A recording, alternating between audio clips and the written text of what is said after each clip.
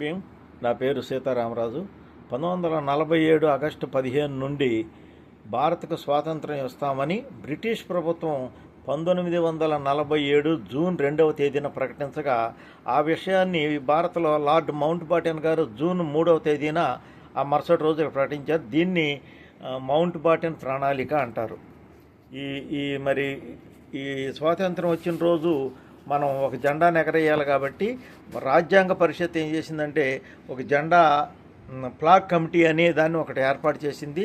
ఈ ఫ్లాగ్ కమిటీకి అధ్యక్షులుగా బాబు రాజేంద్ర ప్రసాద్ గారు, సభ్యులుగా మౌలానా అబుల్ కలాం ఆజాద్ గారు, సి సరోజినీ నాయుడు గారు, సి రాజగోపాలాచారి గారు, కెఎం మున్షి గారు మరియు డాక్టర్ బిఆర్ అంబేద్కర్ గారిని నియమించింది. మొత్తం 22 కమిటీలు ఉంటే ఒక్క అంబేద్కర్ గారు మాత్రం 19 కమిటీల్లో సభ్యుడిగా ఉన్నాడన్నమాట. అది ఆయన యొక్క విశేషం. అయితే ఈ కమిటీ పలు సూచనల తర్వాత చివరిలో అంబేద్కర్ గారు ఏం చెప్పారంటే 1921లో విజయవాడలో జాతీయ కాంగ్రెస్ పార్టీ కోసం గాంధీ గారి పిలుపు మేరకు పింగళి వెంకయ్య గారు తయారు చేసినటువంటి త్రివర్ణ పతాకం, ఈ త్రివర్ణ పతాకాన్ని పింగళి వెంకయ్య గారు కాంగ్రెస్ పార్టీ కోసం తయారు చేశారు. దాని మధ్యలో గాంధీ గారు చెరక పెట్టారు, రాట్నం. ఈ అంబేద్కర్ గారు ఏం చేశారంటే పింగళి వెంకయ్య గారిని కూడా గౌరవించినట్లు ఉంటుంది అని ఆ చెరకాను తొలగించి దాని స్థానంలో సారనాథ్ స్తూపంలో దొరికినటువంటి అశోకుని ధర్మచక్రాన్ని పెట్టారు. అంటే అశోకుడి పరిపాలన ఈ దేశంలో ఉన్నతమైన పరిపాలన కాబట్టి అంబేద్కర్ గారి సూచనల ప్రకారం దాన్ని పెడితే మిగతా సభ్యులంతా కూడా ఇది బాగుందని ఆమోదించారు. అంతేకాకుండా ఆ సారనాథ స్తూపంలోనే దొరికినటువంటి 4 తలలు ఉన్నటువంటి సింహాల గుర్తుని రాజముద్రగా పెట్టారు. 4 తలలు అంటే మనకు బయటకు 3 తలలే కనపడతాయి, దాన్ని రాజముద్రగా పెట్టారు.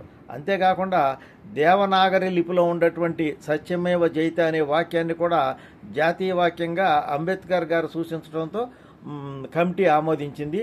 వీటన్నిటిని కూడా కమిటీ రాజ్యాంగ పరిషత్కి ఇస్తే రాజ్యాంగ పరిషత్తు 1947 జూలై 22న ఆమోదించడంతో మనకు జాతీయ జెండా రూపకల్పన జరిగింది. ఇది జాతీయ జెండా యొక్క చరిత్ర.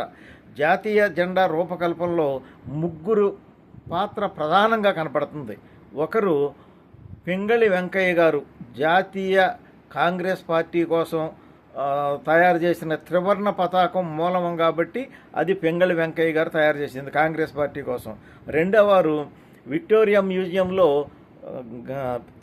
మన పింగళి వెంకయ్య గారు చెబుతుంటే ఆ జెండా గీసినటువంటి వారు జలంధర్కు చెందినటువంటి లాలా హంసరాజు గారు అనే డ్రాయింగ్ టీచర్ ఆ జెండా గీశారు. మూడో వారు జాతీయ జెండా త్రివర్ణ పతాకం మధ్యలో, జాతీయ కాంగ్రెస్ జెండా త్రివర్ణ పతాకం మధ్యలో అశోకుడు ధర్మచక్రాన్ని నుంచి దాన్ని జాతీయ జెండాగా జాతీయ కాంగ్రెస్ పార్టీ జెండాని జాతీయ జెండాగా మార్చినటువంటి వారు అంబేద్కర్ గారు. అయితే లాలా హంసరాజు గారిని, అంబేద్కర్ గారిని చరిత్రకారులు ఉద్దేశపూర్వకంగానే విస్మరించినట్లుగా మనం అనుకోవాల్సి వస్తుందన్నమాట. జై భీమ్.